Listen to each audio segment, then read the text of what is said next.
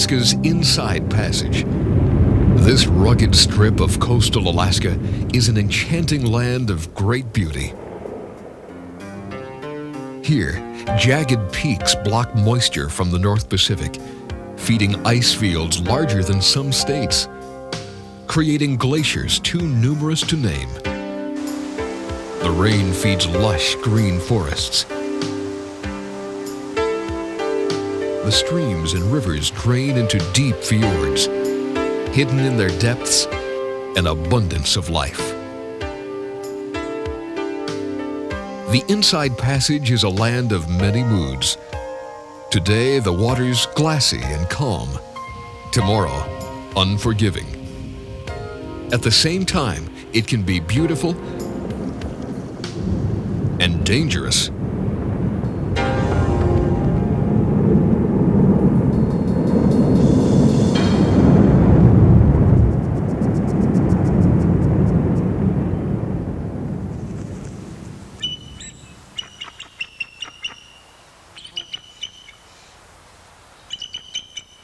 The Inside Passage is a land rich in its wildlife. The wilderness begins on either side of the road.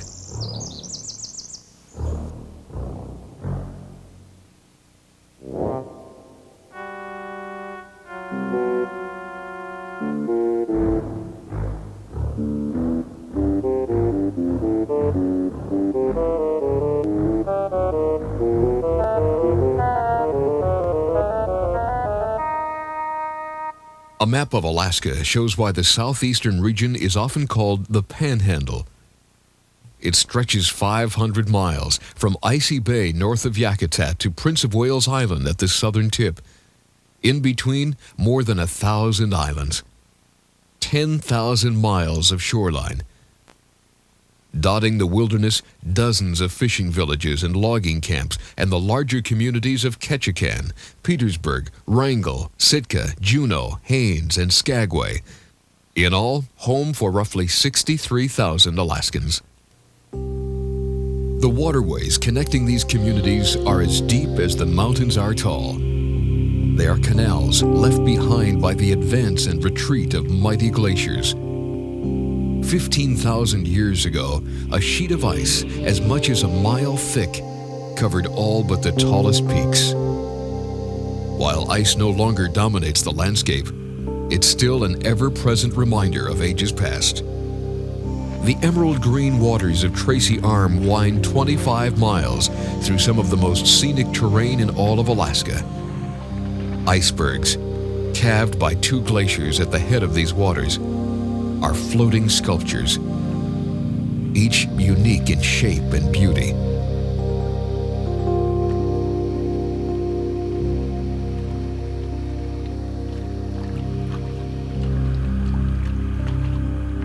Tracy Arm is a classic fjord. The sheer cliffs rise 2,000 feet. The water below drops to 1,200. Words can hardly describe the beauty of nature's handicraft.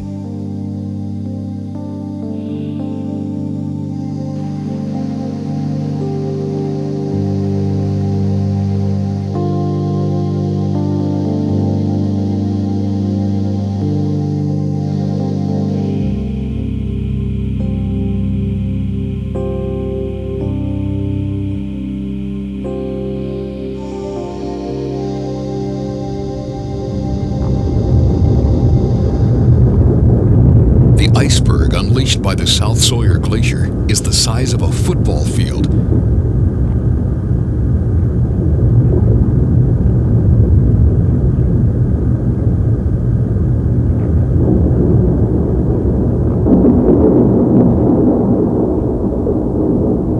It will float the distance of the fjord into Stevens Passage.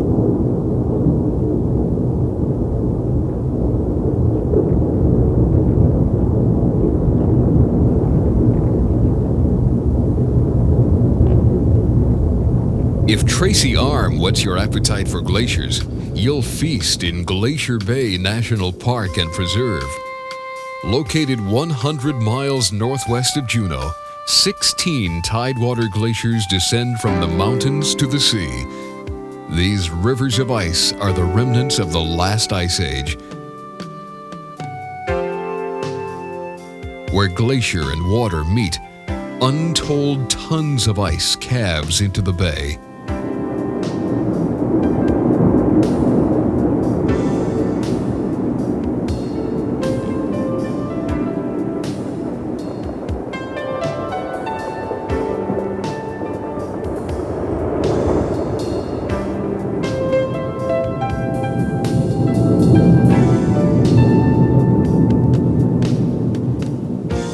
Brought to the world's attention more than a century ago by naturalist John Muir, Glacier Bay attracts thousands of new explorers each summer to marvel at this unique ecosystem.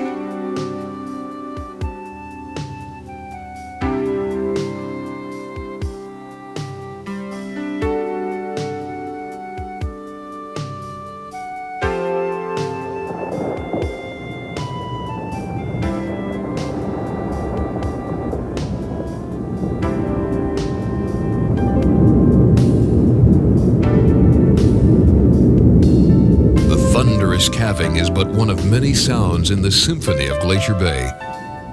Where Marjorie Glacier has let go of its stronghold, the silence is broken by the cries of kittiwakes. They cling to the rocky ridge, building their nests on the smallest of ledges.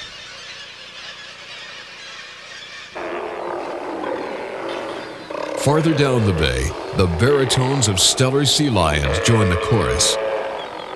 They haul out on South Marble Island, content to bask in the sun and socialize.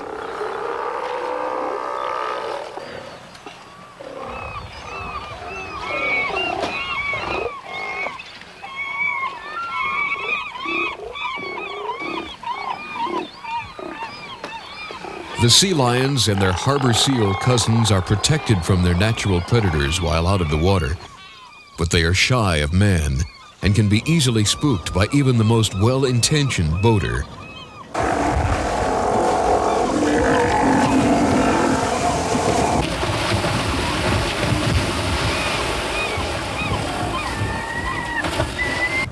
More than 200 species of birds have been recorded within Glacier Bay.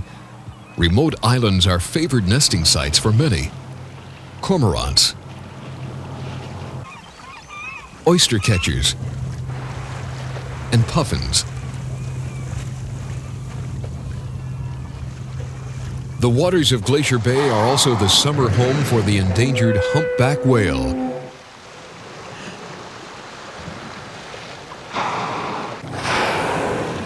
These gentle giants are often sighted at the mouth of the bay where food is plentiful.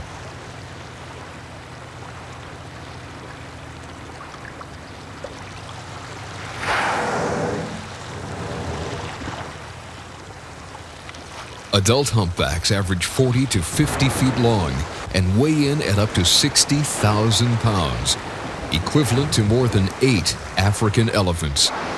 They often travel close to shore. One humpback in this pod lets out a distinctive horn-like blow.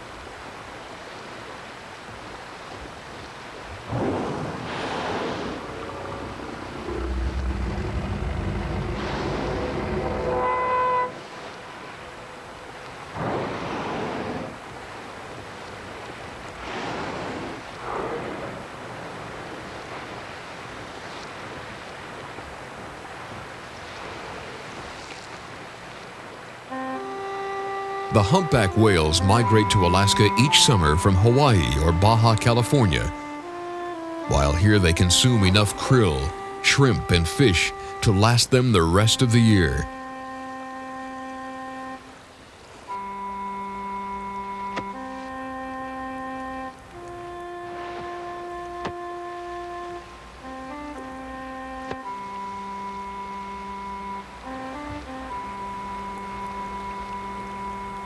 The humpbacks often beat the water with their 14-foot flippers or their flukes.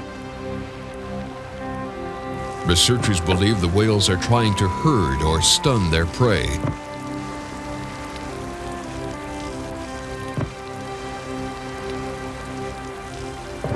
The humpback whales are also quite acrobatic, lifting their 30-ton bodies out of the water.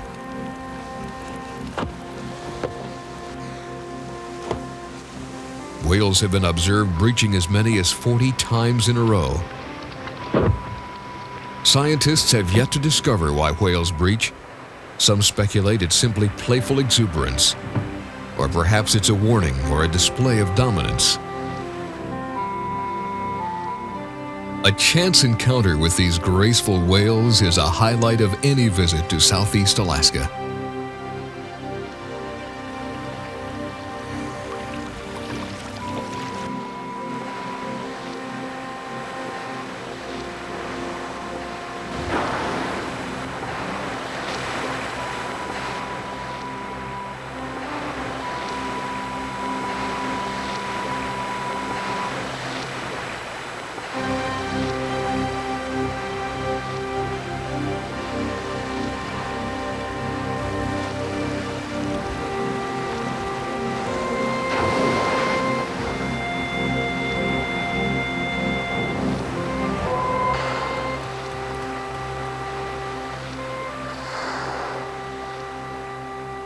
Near Glacier Bay on Chichagof Island is the Tlingit Indian village of Hoona.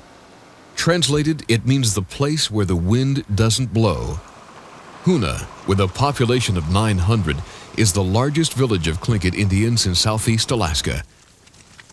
On this day, local Tlingits and park rangers from Glacier Bay are dedicating a newly carved canoe. It is a significant cultural event. Nearly the entire town fills the gymnasium.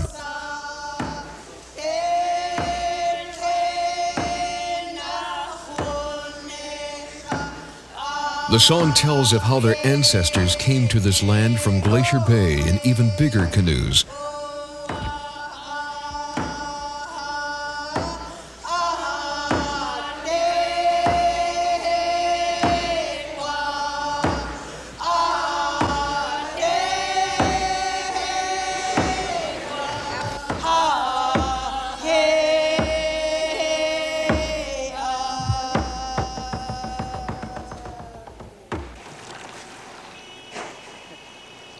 The Tlingit people and the Haida Indians in the southern Panhandle have lived along the coast for more than 1,000 years. In canoes like this, skilled Tlingits would hunt sea otters and seals. When the first European explorers anchored off these shores in the mid-1700s, they found a prosperous society. They also discovered the valuable furs they came looking for.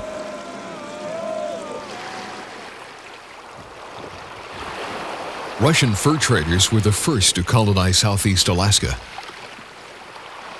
The capital of Russian America was a New Archangel, known today as Sitka.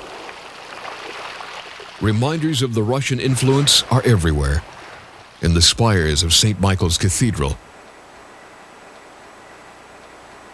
at Castle Hill, where the Russian flag was lowered and America's raised in 1867, in the rhythm of the New Archangel dancers.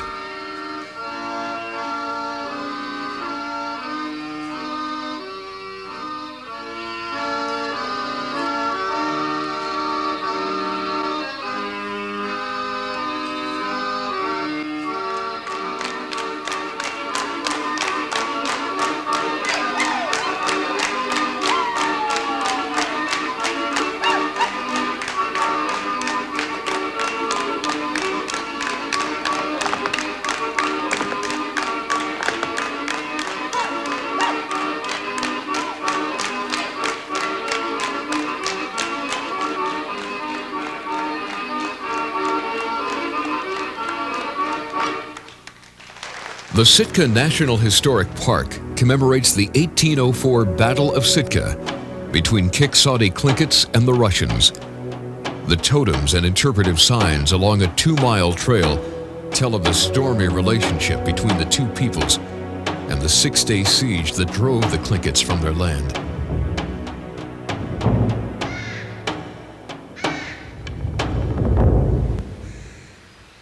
Sitka is also home of the Raptor Rehabilitation Center at Sheldon-Jackson College. Come on, Quasi, you bring your head around here now. Yeah, Volunteers dedicate their time and skills towards rehabilitating bald eagles injured in the wild. He's gotten real used. Several eagles are nursed back to health and released every year. Summertime events range from the All-Alaska Logging Championships to the Sitka Summer Music Festival, an event rivaling any concert house in the world.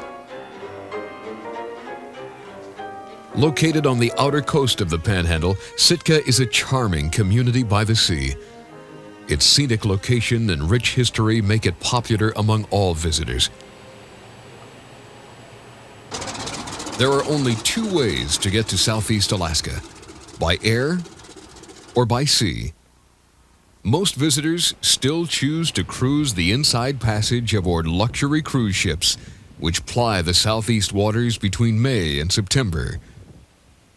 The first stop on a cruise of Southeast Alaska is usually Ketchikan, and that explains why Ketchikan is called Alaska's first city.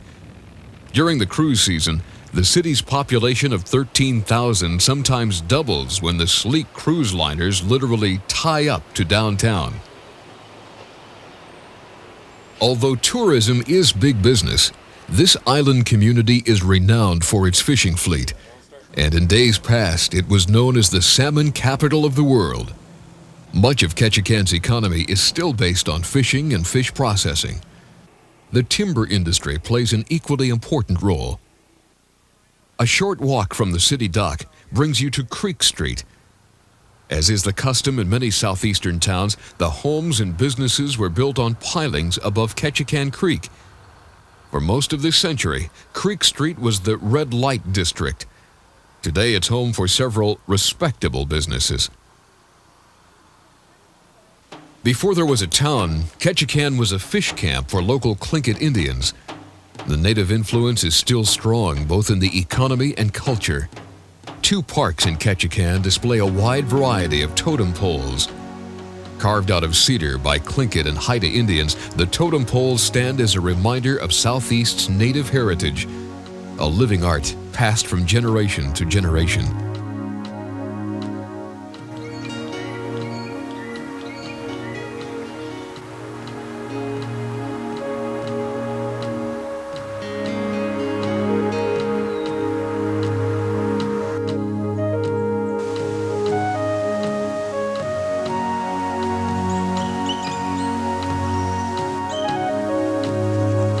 The old-growth rainforest of Southeast Alaska is included in the Tongass National Forest. The Tongass covers over 16 million acres, making it the largest national forest in the United States. Within its boundaries, one of Alaska's natural wonders, Misty Fjords National Monument. From the pristine shoreline to alpine lakes, Misty covers more than 2 million acres of protected wilderness. A prominent landmark within the monument is New Eddystone Rock. This pillar rises from the Beam Canal. It is the core, or plug, of a prehistoric volcano. All but the dense plug has eroded away over the centuries. A visit to Misty is a lesson in Southeast Alaska's geology. The granite cliffs, polished by advancing glaciers, rise 3,000 feet from the sea. Giant boulders sit atop these cliffs, exactly where they were left by the last glacier's retreat. Very little of Misty has been touched by man. There are no roads here. It is as wild and pristine as the day it was created. The higher elevations belong to the mist and the mountain goat.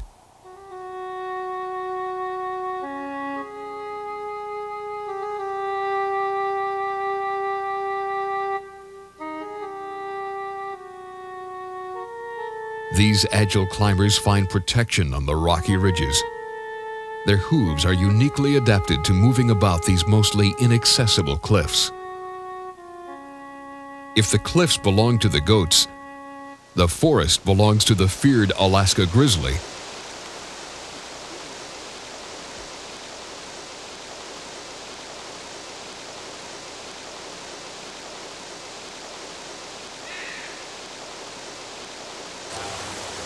Admiralty Island is home to more than 1,500 Alaska brown or grizzly bears, nearly 1 per square mile. It's believed to be the densest concentration in the world. Tlingit Indians call the island Kootznohu. Translated, it means Fortress of the Bears.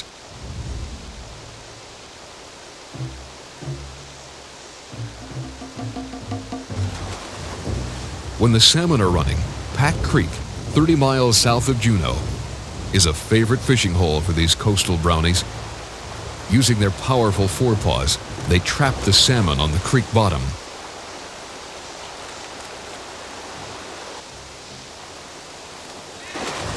The brown bears will spend the entire summer feasting on salmon and berries, fattening up for winter's hibernation.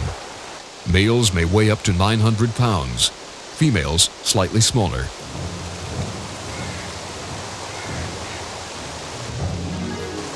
Catching fish takes practice and patience.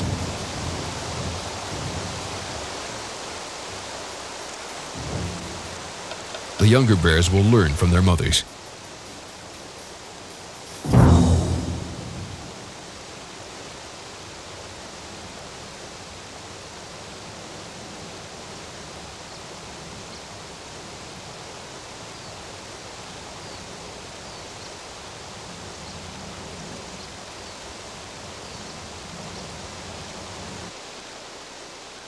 Brown bears prefer to keep to themselves and congregate only in the summer when the salmon are running. They are known to stake territories, marking trees or stumps along the salmon streams. But with such a large number of bears and such a popular stream, occasionally conflicts arise. By turning her back, this sow is inviting trouble from the larger male.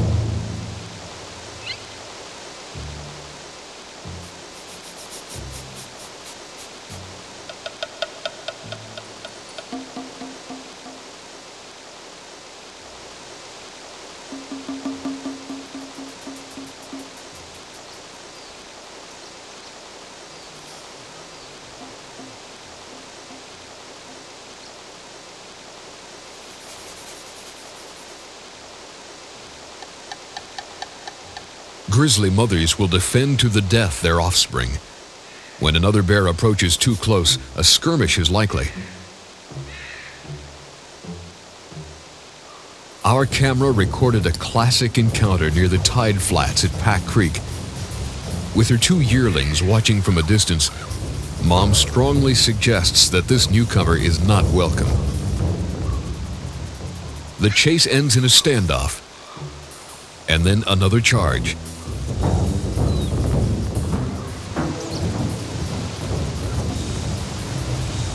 In slow motion, you see the powerful muscles of this grizzly. Over short distances, they can run as fast as a racehorse. The bears are only half the equation in this annual drama along Alaska's salmon streams. For 3 to 7 years, the salmon have been at sea, but now have returned to the place of their birth to spawn.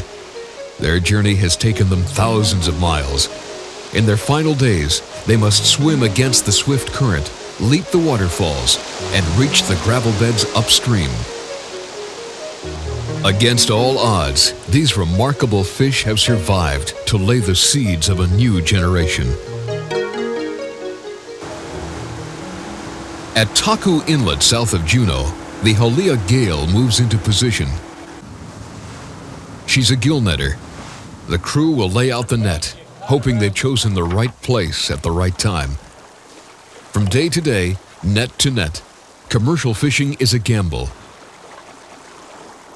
Yet regardless of the day's catch, it has its rewards. It's a way to enjoy the country that you live in.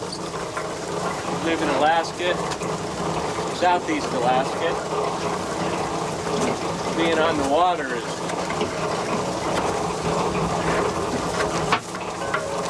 pretty neat. A dog. 10-5 and 1. So, right into slush ice. 33 degrees. Here's another one. On the average, commercial fishermen in southeastern waters will haul in 20 million salmon each year, with a commercial value of $77 million. The silvery fish will be canned for the grocery shelves or shipped on ice all over the world. 10-4 and 1. Commercial fishing and fish processing is a big employer in Southeast Alaska, especially in the summer. The timber industry plays an equally important role in the economy. But when it comes to jobs, government is Southeast's #1 industry, and Juneau is the #1 town. Perched at the base of towering Mount Juneau, Juneau is often described as the most scenic state capital in the country. With a population of nearly 30,000, it's the region's largest city, third largest in the state. A walking or bus tour of Juneau will take you past the marble pillars of the Capitol building, where the legislature meets between January and May. Just a block away, the colonial-style governor's mansion, built in 1912. Downtown is a mixture of the new and the old. The onion-domed St. Nicholas Russian Orthodox Church. Built in 1894, it's the oldest Orthodox church in Southeast Alaska. South Franklin Street, with its false-fronted buildings and Gold Rush-era saloons. During the summer especially, the sidewalks are lively and the harbor buzzes from the sound of float planes.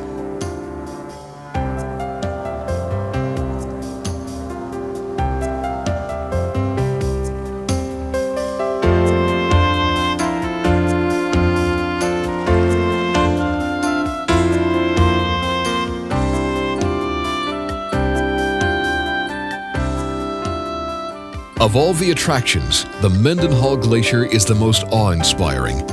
Flowing 12 miles out of the coast mountains, the Mendenhall terminates in a freshwater lake just 13 miles from downtown. You can drive to the glacier and hike near its face. The icebergs in the lake represent 200 years of compacted snow. Another spectacular way to see the glacier is by helicopter.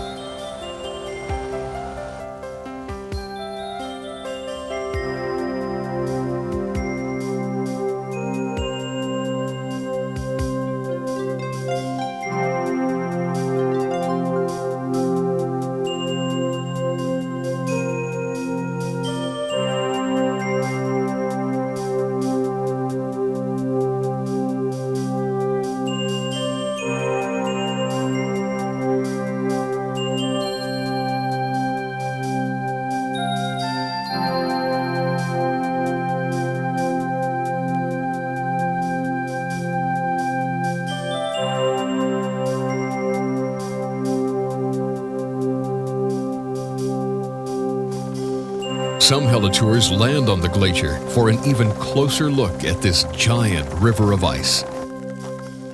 On the weathered surface, the ice appears white, but deep beneath the glacier, it's icy blue.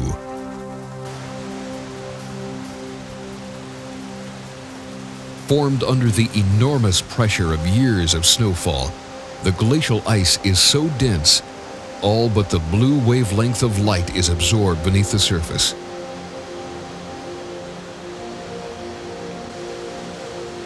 This glacier is currently in recession, melting about 100 feet per year. The silty water flows from Mendenhall Lake to Gastineau Channel.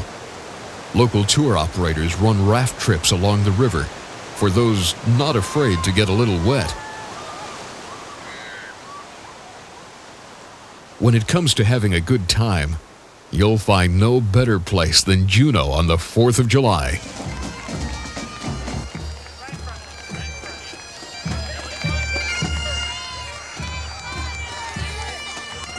The frontier spirit comes alive on Front Street, as it has since the first prospectors struck gold here before the turn of the century.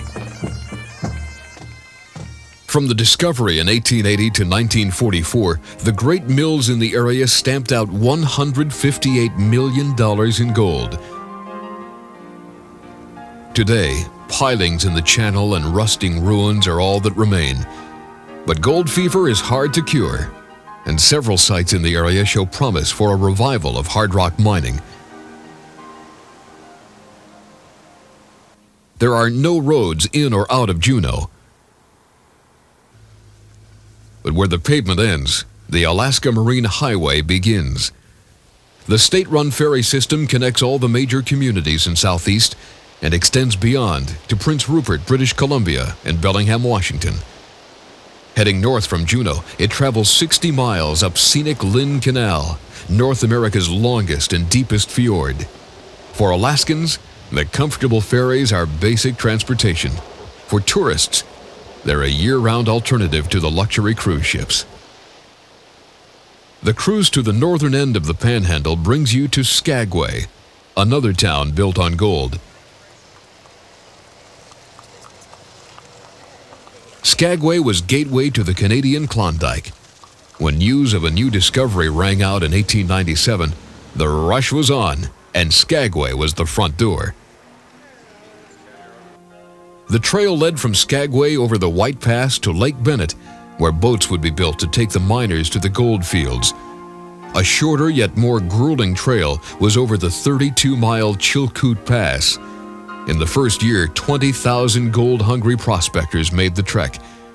In that same year, the idea for the White Pass and Yukon Railroad was born.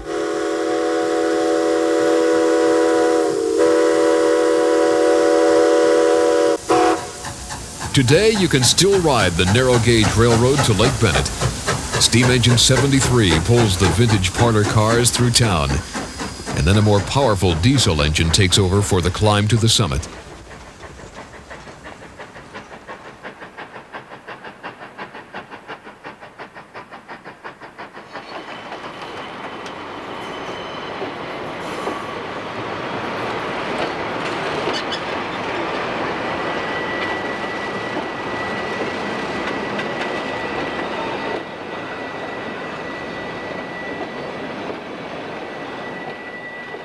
Although the streets were recently paved, Skagway today retains its gold rush flavor. Many of the original buildings still stand. It was along these boardwalks that the infamous Soapy Smith set up shop. In 1897 and 98, Soapy and his gang of thugs conned or outright stole the gold pokes of unsuspecting prospectors. Soapy's life and death is recreated every night during the summer in the Days of 98 melodrama.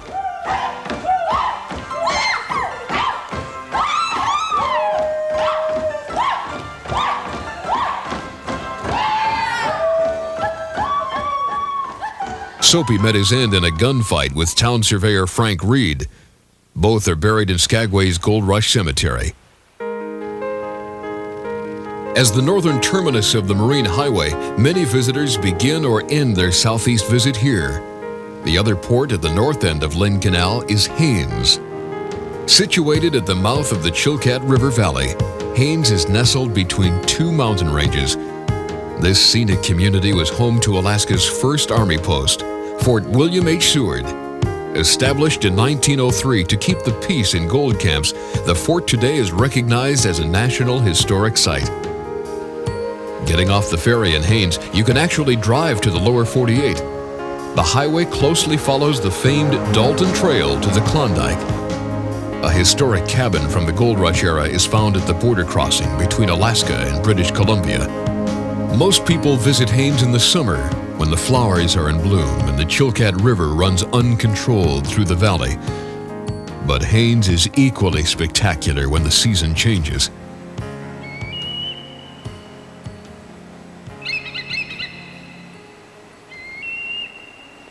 With winter's arrival to the Chilkat River come the eagles.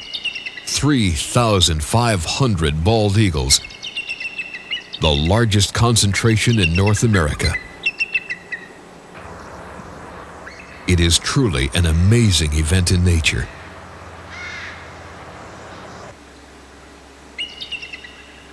The reason the eagles return year after year is simple. Warm currents keep a 5-mile stretch of the Chilkat River free of ice, and a late run of salmon provide an easy meal.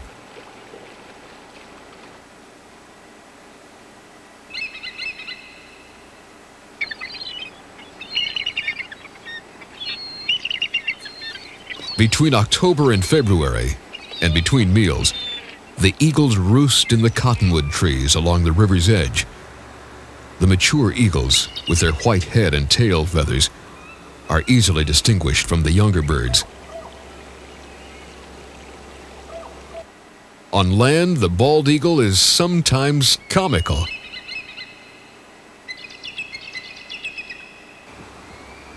In flight, they're everything you'd expect from our national symbol.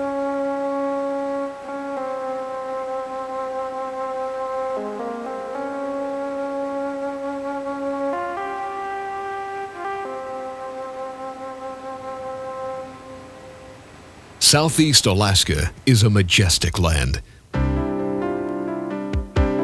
From the forests to the tallest peaks.